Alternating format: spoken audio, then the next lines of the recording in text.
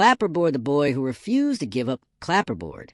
In a small, dusty town where opportunity was scarce, where most children inherited the struggles of their parents, there lived a boy named Arian. Life had not been kind to him.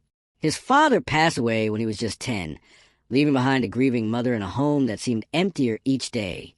His mother worked long hours at the local market, selling vegetables under the scorching sun, often coming home exhausted with just enough money for a simple meal. Many nights, the family went to bed hungry, but Arian had a dream. Unlike most of his friends who had already dropped out of school to help their families, Arian wanted to become an engineer. He wanted to build, to create, to change the story of his family forever. Yet, his reality stood against him. He had no electricity at home, no quiet place to study. His textbooks were old and torn. Still, every night, Arian would walk to the broken streetlight at the corner of his neighborhood. There, under its flickering glow, he studied. Children would laugh at him. "Why waste your time, Arian?" one boy sneered.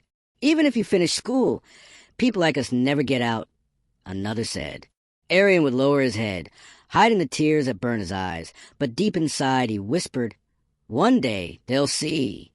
Light bulb one evening, as Arian flipped through his tattered math book, a woman's voice startled him. "Young man, why are you studying here in the cold?" It was Mrs. Daniels, a teacher from a nearby school, who had noticed him several times. When Arian explained, she was moved. From that day on, she brought him books, encouraged him, and sometimes even gave him food when she knew he hadn't eaten. Still, the journey was brutal. There were nights when hunger gnawed at him so badly he couldn't concentrate. There were mornings when exhaustion made him want to quit.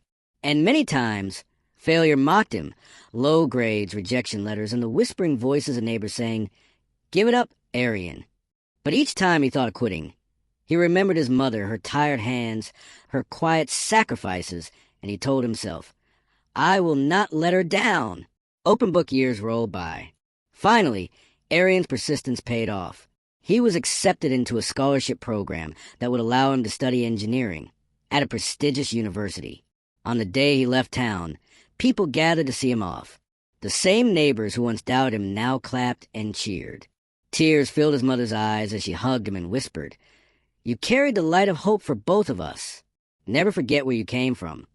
Years later, Arian returned, not as a poor boy under streetlight, but as a successful engineer, ready to give back to the very town that once doubted him. He built schools, donated books, and made sure no child ever had to study under a broken lamp again. Sparkles' story became a legend in that little town.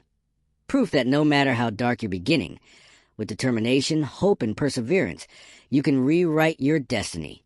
Sparkles,